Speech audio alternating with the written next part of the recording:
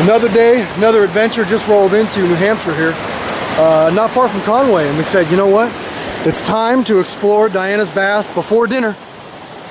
And what a cool spot this is. Boys are gonna find another swimming hole. Oh, looks like there's a swimming hole.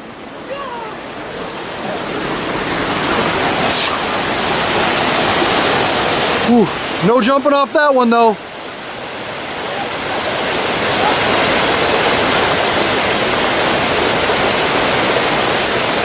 I didn't bring my bathing suit, and I'm not putting on my birthday suit, but these are some serious fun swimming holes.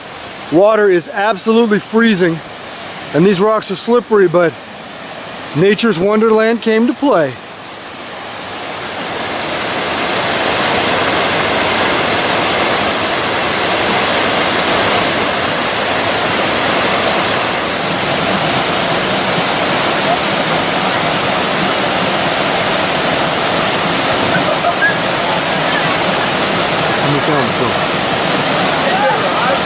Not over there.